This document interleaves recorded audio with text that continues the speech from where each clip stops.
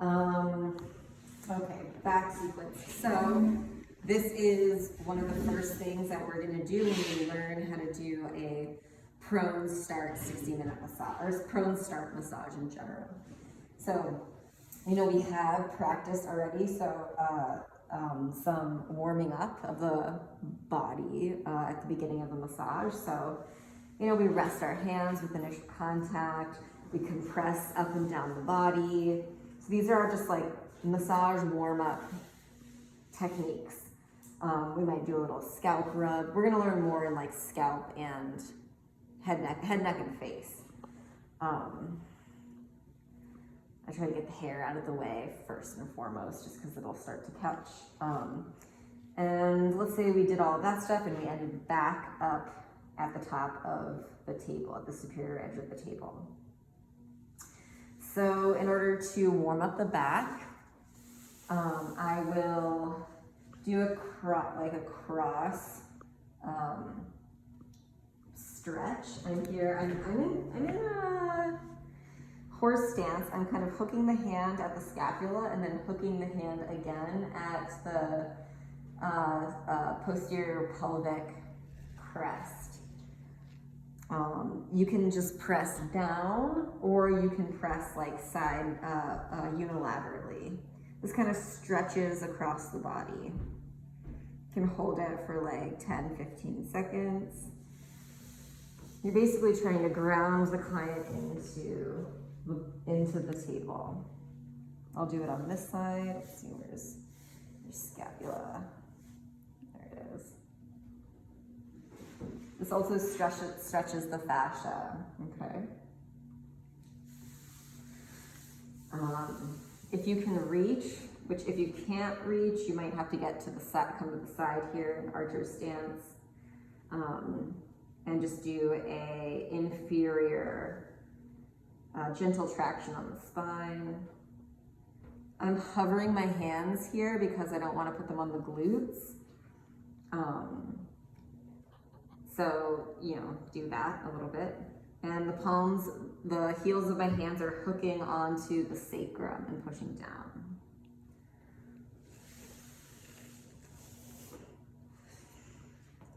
I'll also ask the client to breathe. Take about 3 deep breaths.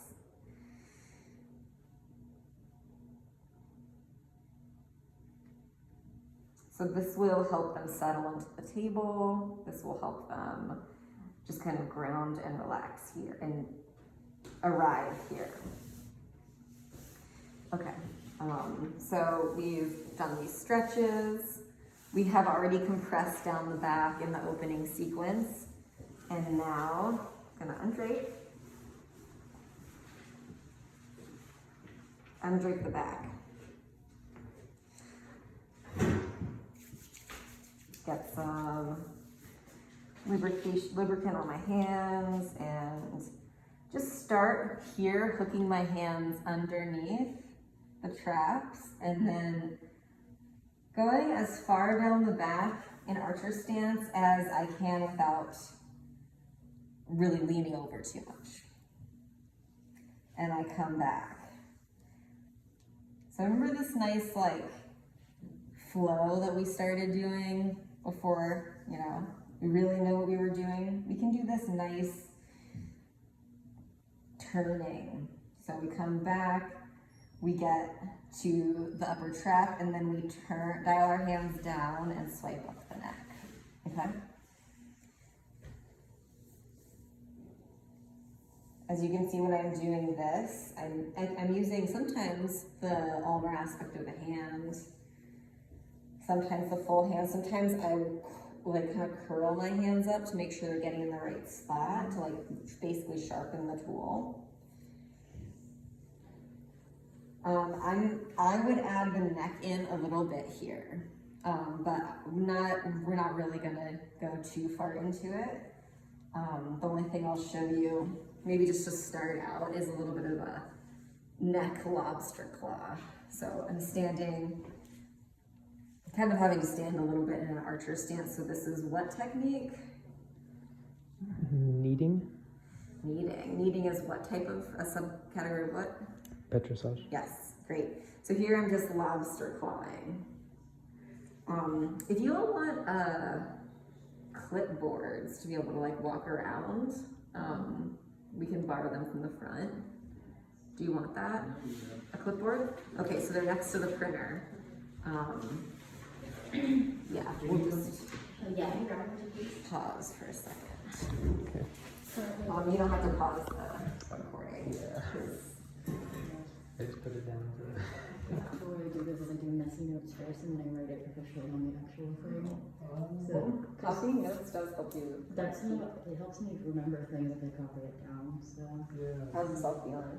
Good, thank you. Awesome. I've been needing a massage. Huh? I've been needing a massage. Yeah. So we can come from either side with this kneading, this petrissage. So we're just kind of warming up the neck, and we're considering this flow here. So I'm flowing down the back, starting from up here, up the neck. This is all warming up. I'm going to decide which side I'm going to start on first. I'll start on this side. So then I start to consider warming up the rest of this back. So this the lower back, lower and mid back. So I'm still pretty general at this moment.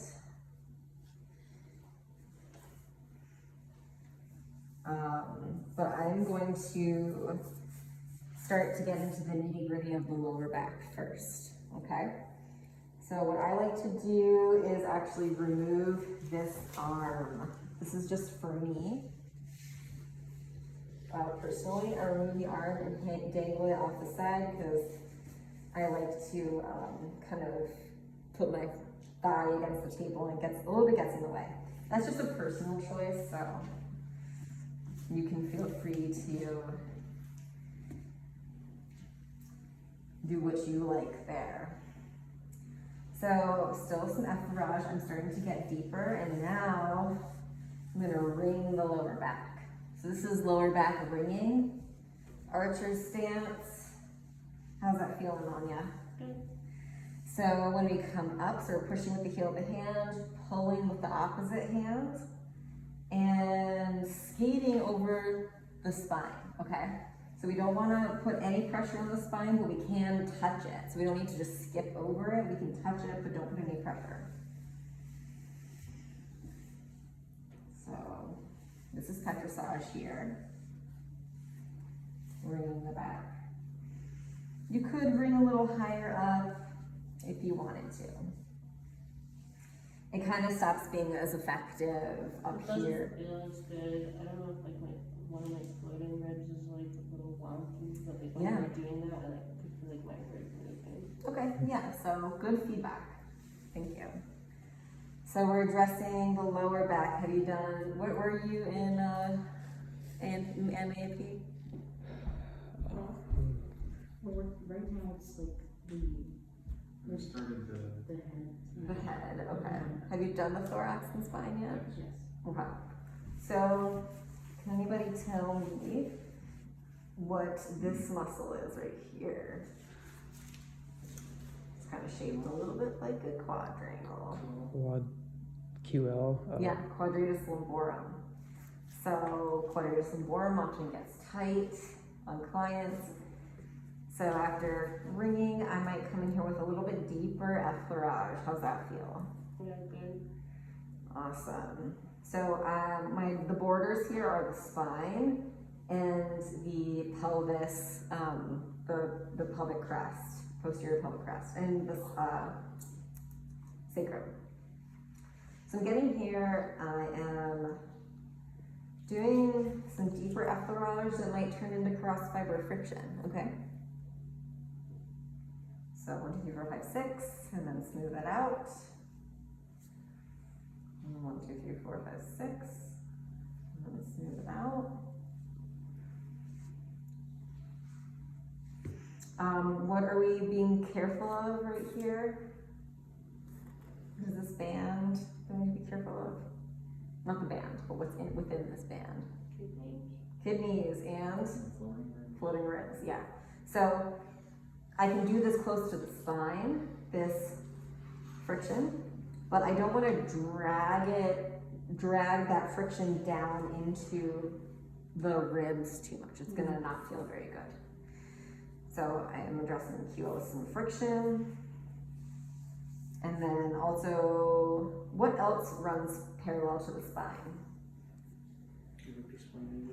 Erector spinae group, so that's the also called the ESGs or the paraspinals. Cross fiber friction works for those as well. Or circular cross fiber, just you can, It's just really tight. Oh yeah, it is. I can feel this like lump, lump, lump, lump, lump, lump, lump, lump. Yeah, sometimes if something's really lumpy, you need to work more like deeper effleurage first in order to like loosen it up, and then cross fiber friction. So we have the ESGs. We have, what's this muscle that goes like, it's like a big sheet. This muscle, the latissimus dorsi. So we're working the origins and origination points for that muscle. So once we do the lower back with our techniques that we know about, I'm going to make my way up into the mid back. Is there a reason why you start in the lower back and work your way up? Yeah, I'll kind of show you. So as I'm working up and then into the arm. Okay, so this is going to dovetail what we learned yesterday. So I'm doing some deep effleurage in order to move. I'm coming in here with an elbow.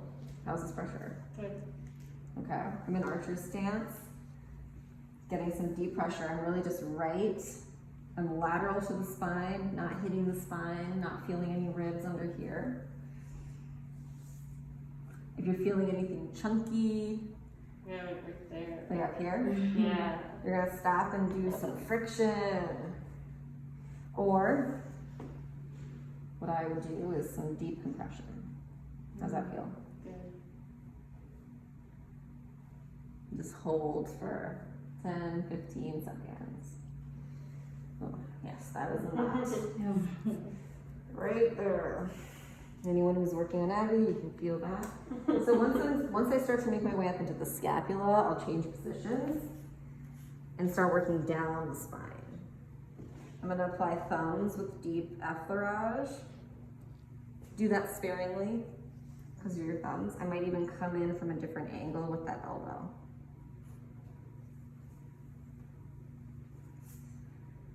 As I work my way back up to the scapula, a lot of people have issues in the rhomboids, major and minor. So they're right here. This is their fiber direction. They connect the spine and the lateral border of the scapula. So go ahead and engage the scapula, trying to bring them together. You see? That is super obvious. Go ahead and relax. So if you can't quite tell where the medial border of the scapula is, you can do that, or you can kind of frame the scapula with your fingers and just move it around. Some people won't let you do this because they are just so locked down, but just give it a little wiggle. So this is, could be shaking, okay? Shaking for the scapula.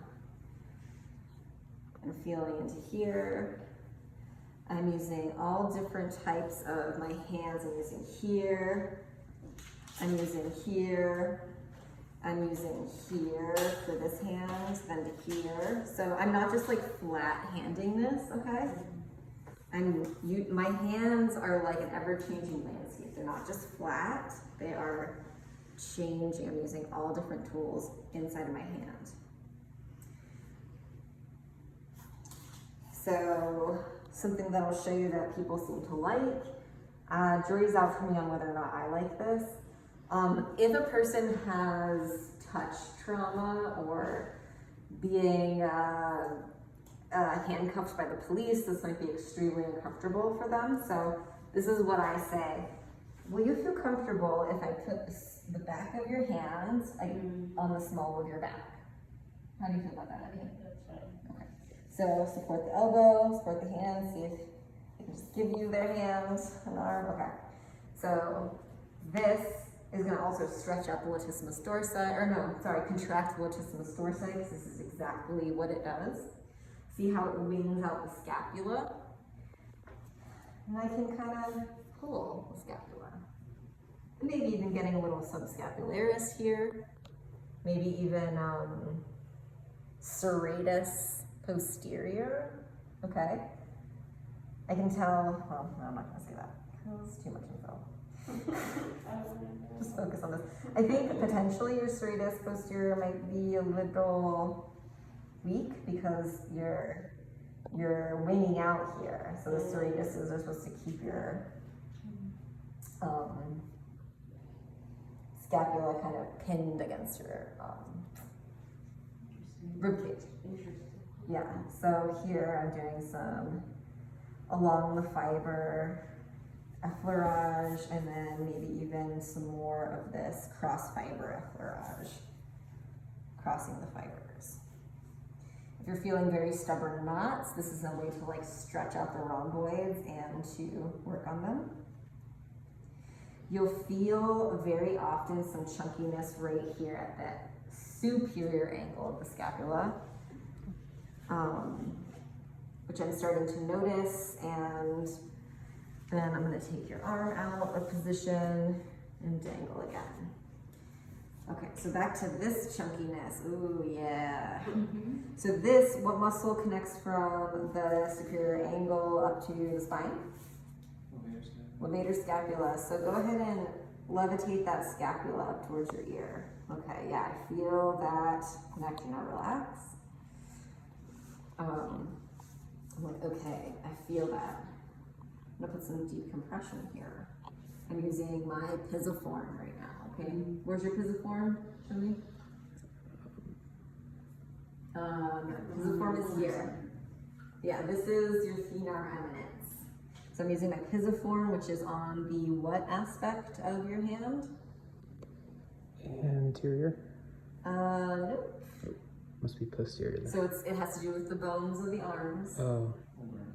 Ulnar aspect. So, well, yes. It's in your carpals. The pisiform is part of your carpals, and it's on the ulnar edge of your hand. Radial edge, radius thumbs up, radicule, ulnar, the other one. Okay, so I was putting some compression there. I can do some friction here. This would be cross fiber. 1, 2, 3, 4, 5, 6. And personally, I like to work the neck here because if you just stop, you know, and be like, oh, I'm gonna do the neck later, it just, you are gonna do the neck later. But, so coming from the upper trap, I sweep. I stand on the opposite side because I can like lean back slightly to get a little bit of pressure. So I do a sweep up to the upper trap and hit the occipitals. So there's gonna be some overlap with the neck. Do some of that. It's kind of easier to pull your hands back towards you, but we'll see what works in your body. So that's still an awful big knot. You can work more deeply here with your knuckles, with your fingers. So I'm gonna do a little more knuckleage. How is this pressure feeling? Okay.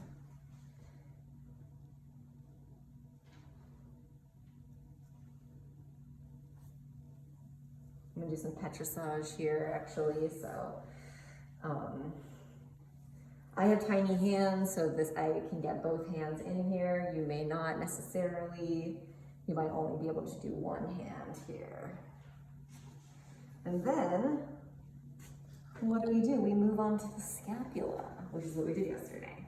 Okay, so then scapula, scapula, scapula, arm, arm, arm. And once we do the arm, I come back up here, come back to where we kind of just ended, and reconnect to the whole, okay? So I'm like, oh, you have two sides of your backs right now. two sides of the back. And you know, this shoulder press. You can do that supine or prone. Again, if this hurts your wrists, you can do it with your knuckles. Just try to avoid the bony landmarks. And then I would start the other side. So, come over here. First thing I'll do is remove the arm. And then work, okay? And to finish the back, we're going to recover the arms. You might redrape the arm as you go, just so you don't have to come back over to the other side. I like to do that personally. And then cover up.